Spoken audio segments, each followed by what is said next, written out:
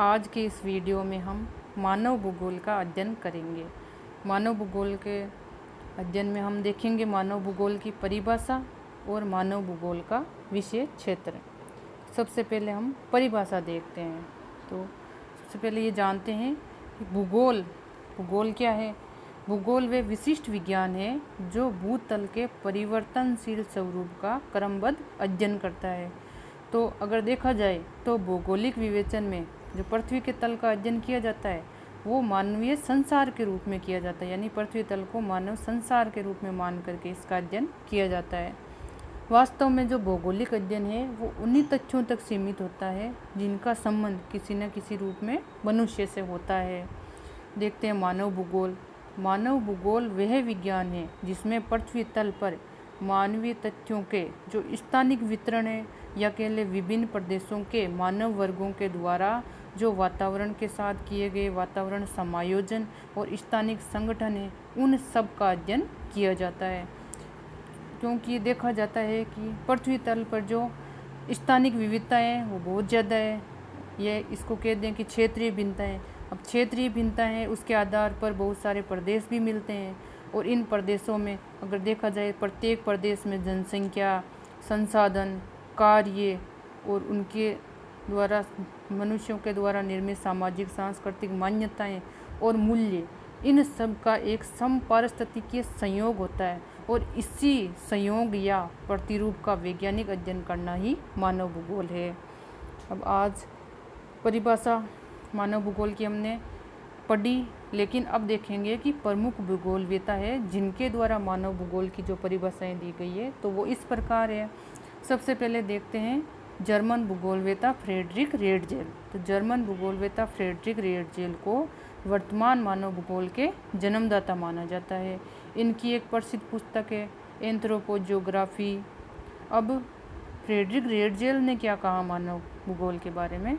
इन्होंने कहा मानव भूगोल के दृश्य सर्वत्र वातावरण से संबंधित होते हैं और जो वातावरण होता है वो देखा जाए तो वो जो भी भौतिक दशाएं होती है उन सब का योग होता है। अब इसी प्रकार अमेरिकन भूगोलवेत्ता कुमारी सैंपुल के अनुसार मानव भूगोल क्या है? कुमारी सैंपुल के अनुसार मानव भूगोल जो अस्थायी पृथ्वी है और जो चंचल मानव है उनके बीच के पारस्परिक परिवर्तनशील संबंधों का अध्ययन है। अब फ्रांसीसी भूगोलवेत्ता विडाल डी ला ब्लास। तो विडाल डी ला ब्लास ने क्या बताया? विडाल डी ला ब्लास ने कहा कि पृथ्वी को नियंत्रित करने वाले भौतिक नियम और इस पर रहने वाले मनुष्य उनके पारस्परिक संबंधों का अधिक संश्लिष्ट ज्ञान ही मानव भूगोल है। अब मानव भूगोल का विषय क्षेत्र देखते हैं। मानव भूगोल के विषय क्षेत्र को देखते हैं प्रमुख रूप से 3 प्रकार के तथ्यों का अध्ययन मानव भूगोल में किया जाता है। अब ये 3 प्रकार के तथ्य कौन कौन से हैं? सबसे पहला तथ्य है कि मानव वर्ग और समाज, इसके अलावा मानव की क्षमता कितनी है और मानव के कार्य, इन सब का अध्ययन हम मानव भूगोल में करेंगे। दूसरा पॉइंट कि मानव की क्षमता और कार्यों का प्राकृतिक वातावरण के साथ समायोजन किस प्रकार से मनुष्य करता है उसका अध्ययन भी मानव भूगोल में करते हैं। तीसरा कि मानव और प्राकृतिक वातावरण के तथ्यों में समायोजन जब कर लिया तो उसके द्वारा जो सांस्कृतिक वातावरण बना उसका अध्ययन भी हम मानव भूगोल में करेंगे। इन सब के अध्ययन के बाद में कि मानव भूगोल के अध्ययन क्षेत्र में इस प्रकार से 7 तथ्य आते हैं। 7 जैसे सबसे पहले मानव भूगोल के अध्ययन में किसको शामिल करेंगे? जनसंख्या और उसकी विशेषताओं का अध्ययन, यानी विभिन्न प्रदेशों में जो जनसंख्या पाई जाती है उसकी क्या क्या विशेषताएं हैं उनका अध्ययन हम मानव भूगोल में करेंगे। फिर मनुष्य ने वातावरण के साथ समायोजन किस प्रकार किया, तो वातावरण समायोजन का अध्ययन भी मानव भूगोल में करेंगे। वातावरण समायोजन किया तो वातावरण समायोजन के द्वारा जो भी सांस्कृतिक भूदृश्य का निर्माण हुआ उसका अध्ययन भी हम मानव भूगोल में करेंगे। फिर अब सांस्कृतिक भूदृश्य का निर्माण कैसे किया, मनुष्य ने क्या क्या कार्य किए और पृथ्वी पर उपलब्ध जो भी संसाधन थे उनका उपयोग कैसे किया और उन संसाधनों को कैसे नियोजित तरीके से उन्होंने उपयोग किया, तो उनका अध्ययन भी हम मानव भूगोल में करेंगे। फिर कि वातावरण के जो भी तथ्य हैं उनका विकास किस क्रम में हुआ, पर समय के अनुसार उनका जो विकास हुआ है उनका अध्ययन भी हम मानव भूगोल में करेंगे। फिर जो भी क्षेत्र विशेष है या जो भी स्थानिक संगठन है जो मनुष्य के द्वारा निर्मित है तो उसका अध्ययन भी हम मानव भूगोल में करेंगे। इसी प्रकार जो स्थानिक संगठन पाए जा रहे हैं विभिन्न जगहों पर तो उनके अंतर स्थानिक संबंध क्या है उनका अध्ययन भी हम मानव भूगोल में करेंगे। तो अब देख लेते हैं जनसंख्या और उसकी विशेषताएं। इस प्रकार हम क्या क्या अध्ययन करेंगे, जनसंख्या और उसकी विशेषताओं का, सांस्कृतिक जो वातावरण है या वातावरण समायोजन कैसे हुआ, सांस्कृतिक जो भूदर्शी है उनका कालिक विकास कैसे हुआ, भूदर्शियों के जो स्थानिक संगठन है, स्थानिक संगठनों के अंतर स्थानिक संबंध है, संसाधन का उपभोग और नियोजन कैसे करना है, प्रदेश के प्राकृतिक साधन और उनका समायोजन, इन सब तथ्यों का हम अध्ययन करेंगे। तो सबसे पहले हम देखते हैं विभिन्न प्रदेशों में पाई जाने वाली जनसंख्या और जनसंख्या की विशेषताएं क्या है।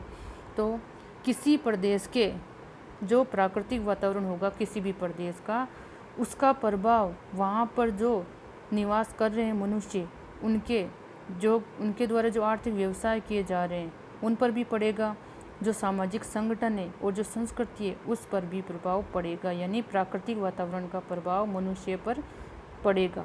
और मानव समुदाय भी प्राकृतिक वातावरण के संसाधनों का ही उपयोग करता है और उनमें परिवर्तन भी करता है अपनी आवश्यकता के अनुसार परिवर्तन करके ही वे आर्थिक, सामाजिक और सांस्कृतिक व्यवस्थाएं निश्चित करता है।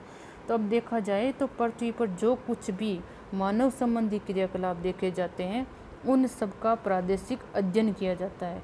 इनमें जनसंख्या और उसके वितरण का भी अध्ययन किया जाता है। अब जनसंख्या और उनका वितरण है वो उपलब्ध संसाधनों के संदर्भ में किया जाता है, यानी विभिन्न स्थानों पर कितनी मात्रा में और कैसे संसाधन उपलब्ध है उसके आधार पर किस प्रकार जनसंख्या पाई जाती है, वहाँ पर जनसंख्या का घनत्व उच्च है या निम्न है, इन सब का अध्ययन हम मानव भूगोल में करेंगे।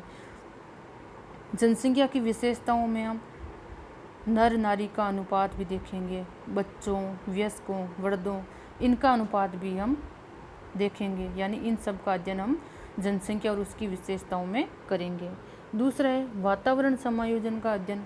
तो जो मनुष्य है विभिन्न प्रदेशों में निवास कर रहा है तो वहाँ का जो प्राकृतिक वातावरण है उसके अनुसार मनुष्य ने कैसे समायोजन किया है, उस वातावरण के अनुरूप मनुष्य ने स्वयं को कैसे डाला है, इसका अध्ययन भी हम मानव भूगोल में करेंगे। देखा जाए तो मानव भूगोल में विश्व के जो विभिन्न प्रदेशों में रहने वाली जनसंख्या है, अगर हम उनकी शारीरिक विशेषताओं को देखें या उनकी वेशभूषा देखें या वो जो भोजन ग्रहण करते हैं वो भोजन में कौन से पदार्थ ग्रहण करते हैं उनको देखें, या उनके जो रहने का निवास स्थान है, घर है, वो किस सामग्री से बनाया गया है और उनके बनाने की शैली क्या है, या उनके द्वारा जो आर्थिक व्यवसाय किए जाते हैं उनके जीवन के तरीके क्या हैं, आदर्श क्या है, उन सब का जब अध्ययन करते हैं तो इन सब का अध्ययन देखा जाए तो इन सब में क्या विभिन्नताएं पाई जाती है और इन विभिन्नताओं का अध्ययन हम मानव भूगोल में करेंगे। अब ये विभिन्नताएं क्यों पाई जाती है, ये विभिन्नताएं इसलिए पाई जाती है क्योंकि प्राकृतिक वातावरण है वो सभी प्रदेशों का एक समान नहीं होता है। सभी प्रदेशों का प्राकृतिक वातावरण जब एक समान नहीं होता है तो मानवीय क्रियाएं भी एक समान नहीं होगी। तो इन सब का अध्ययन हम वातावरण समायोजन का अध्ययन हम मानव भूगोल में करेंगे। अब देखते हैं कि मनुष्य ने जो वातावरण के साथ समायोजन करके सांस्कृतिक भूदृश्य का निर्माण किया है तो उसका अध्ययन भी किस में करेंगे, देखा जाए तो मानव भूगोल में करेंगे। तो देखते हैं कि ये सांस्कृतिक भूदृश्य का अध्ययन या सांस्कृतिक भूदृश्य का निर्माण मनुष्य है वो किस प्रकार करता है। पृथ्वी पर सबसे पहले तो ये देखा जाएगा कि पृथ्वी पर जो भी दृश्य मनुष्य की क्रियाओं के द्वारा यानी मनुष्य ने स्वयं कार्य करके जिन क्रियाओं का निर्माण किया जो दिखाई दे रही है उन सब का अध्ययन मानव भूगोल में किया जाता है। और मनुष्य है वो अपने प्राकृतिक वातावरण के जो संसाधन उपलब्ध हैं उनका प्रयोग करके स्वयं का और वातावरण दोनों का विकास करता है। जैसे मनुष्य ने अपने निवास के लिए घर बनाए हैं, गांवों और शहरों की जो बस्तियां बसाई है वो मनुष्य ने स्वयं के लिए बसाई है, तो उसने जो प्राकृतिक वातावरण है उसमें चेंजेज किया है। अब उसने अपनी आवश्यकता अनुसार बहुत सारी नहरें बनाई है, नदियों से निकाल कर नहरें बनाई है, परिवहन के लिए सड़कें, रेल मार्ग, हवाई अड्डे, बंदरगाह ये सब बनाए हैं। तो इस प्रकार से उसने इन सब का निर्माण करके सांस्कृतिक भूदृश्य का निर्माण किया है। जैसे प्राचीन काल में जब मनुष्य ने सबसे पहले व्यवसाय आरंभ किया तो उसने क्या किया, खेती की, पशु चराए, मछली पकड़कर, वन काट करके, इस प्रकार के प्रम का उपयोग करके मनुष्य वो अपना जीविकोपार्जन करता था। फिर उसको अपनी और आवश्यकताएं महसूस हुई तो उसने ये सड़कें, नहरें, रेल मार्ग ये सब बनाए। अब इसी प्रकार मनुष्य ने नदियों पर पुल भी बनाए हैं, पहाड़ों में सुरंगें भी खोदी है, और कहीं कहीं पर मानवीय सघनता बढ़ने के कारण मनुष्य ने बहुत ऊंची मंजिलें बना कर के भवन स्थापित किए हैं। अब मानव द्वारा निर्मित संस्कृति के अध्ययन के साथ साथ हम इस पर भी विचार करेंगे कि प्राकृतिक वातावरण ने मनुष्य और उसकी आर्थिक, सामाजिक और जो सांस्कृतिक क्रियाएं हैं उन पर प्राकृतिक पर्यावरण ने भी कितना प्रभाव डाला है, ये अध्ययन हम मानव भूगोल में करेंगे। फिर मनुष्य ने अपना विकास करने के लिए कौन से संसाधनों का उपयोग किया है और किस नियोजित तरीके से उनका उपयोग किया है, इसका अध्ययन भी हम मानव भूगोल में करेंगे। तो देखते हैं संसाधन उपयोग और इसके नियोजन का अध्ययन। किसी प्रदेश की अगर देखा जाए कि भावी आर्थिक और सामाजिक उन्नति है तो किससे होगी, संसाधनों के उपयोग से और संसाधनों के नियोजन। तो इसलिए ये भी मानव भूगोल का एक अंग है। अब उदाहरण के रूप में हम देखा जाए तो यूरोपीय देशों में, संयुक्त राज्य अमेरिका और जो पूर्ववर्ती सोवियत संघ है, वहाँ निवास करने वाले मनुष्यों ने सबसे पहले अपने क्षेत्रीय संसाधनों को विकसित किया। क्षेत्रीय संसाधनों को विकसित करके उन्होंने अपनी आर्थिक और सांस्कृतिक उन्नति वो निश्चित करने के पश्चात ये भी निश्चय किया कि जो पिछड़े हुए देश है वहाँ की जनता का स्तर भी ऊंचा उठाने के लिए जो संसाधन का उपयोग करने की योजना है उनमें निर्माण में सहायता कैसे दी जाए, तो उन्होंने सहायता दी। इसका तार्किक उद्देश्य क्या था कि पृथ्वी के विभिन्न क्षेत्रों और प्रदेशों की समीक्षा करना है। इनमें समीक्षा में जैसे जनसंख्या के समूहों और परिस्थिति का पारस्परिक संबंध क्या होता है, मानव भूमि है, प्रत्येक जो अलग अलग प्रदेश है उनमें उनका अनुपात कितना है, संसाधनों के शोषण की नीति कैसी है और मानव के उन्नति के ढंग, ये सब हम शामिल करेंगे। इसके बाद हम देखेंगे कि वातावरण के जो तथ्य या जो स्वरूप विकसित हुआ है वो उनका कालिक विकास क्रम किस प्रकार से हुआ है। सांस्कृतिक वातावरण के जो तथ्य होते हैं उनका एक क्रम होता है और ये क्रम है वो समय समय के साथ में परिवर्तित होता है। वातावरण के किसी भी तथ्य का इतिहास देखा जाए तो उससे संबंधित जो भी भूदृश्य दिखाई देते हैं उन्हीं में छिपा होता है। जैसे हम देखते हैं कि सबसे पहले मनुष्य ने जल की प्राप्ति करने के लिए किन साधनों का उपयोग किया, तो प्राचीन काल में मनुष्य भूमिगत जल प्राप्त करने के लिए कुएं बनाता था। अब उन कुओं से जल कैसे निकालता था, वो कुओं से जल है वो चरस या डेकुलिस से प्राप्त करता था। लेकिन वर्तमान में देखा जाए तो किसका चलन है, नलकूप का। इसी प्रकार हम देखा जाए कि परिवहन के क्षेत्र में कालिक विकास कैसे रहा है, तो सबसे पहले बिना पहिए की गाड़ी स्टार्ट हुई, फिर पहिए की पशु चालित गाड़ी, उसके बाद ट्रक, बस, रेल, वायुयान, रॉकेट, ये सब इसके काल पक्ष की कहानी बताते हैं, यानी समय के अनुसार ये सब में परिवर्तन हुआ। अब हम देखेंगे क्षेत्रीय या स्थानिक संगठन। मानव भूगोल के अध्ययन का मुख्य आधार है भौगोलिक तथ्यों का प्रादेशिक वितरण। धरातल के विशेष क्षेत्रों में विशेष प्रकार के तथ्य उपस्थित हो जाते हैं, वही क्षेत्रीय या स्थानिक संगठन कहलाते हैं।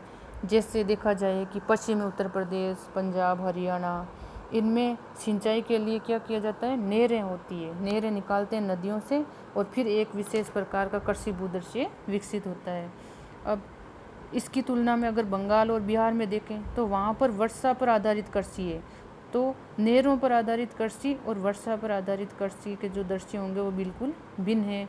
इसी प्रकार उद्योगों का वितरण है वो अलग अलग जगह पर अलग अलग है। जैसे उत्तर प्रदेश और महाराष्ट्र में गन्ना उत्पादन पर जो आधारित उद्योग है वो अधिक है, तो बंगाल में जूट उत्पादन पर आधारित उद्योगों का अधिक देखने मिलते हैं। इस प्रकार के भूदृश्यों का जो संगठन होता है उनको क्षेत्रीय स्थानिक संगठन के नाम से जाना जाता है। अब ये जो क्षेत्रीय स्थानिक संगठन है इनका भी अंतरस्थानिक संबंध होता है, आपस में संबंध होता है। उस संबंध का भी अध्ययन क्यों करते हैं, क्योंकि इनके संबंध का अध्ययन है वो मानव के हित में किया जाता है कि मनुष्य का अधिकतम हित कैसे हो सकता है। तो पृथ्वी के धरातल पर फैले हुए जो भौगोलिक देशों के जो स्थानिक संगठन है वो एक दूसरे से संबंधित होते हैं। इन स्थानिक संगठनों के पारस्परिक संबंधों का अध्ययन है वो मानव भूगोल के हित में किया जाता है। उदाहरण के लिए देखा जाए कि भारत में जो गेहूँ है और मेक्सिको के जो गेहूँ क्षेत्र है वो 20वीं सदी के दौरान संपर्क में आए थे और भारत में मेक्सिको से गेहूँ के बीजों को ला करके उगाया गया था। उस समय भारत की जो खाद्य समस्या थी उसका समाधान हो गया। तो इस प्रकार एक स्थानिक संगठन है वो दूसरे स्थानिक संगठन की समस्याओं के नियंत्रण या कह दें उनको दूर करने में सहायक होता है।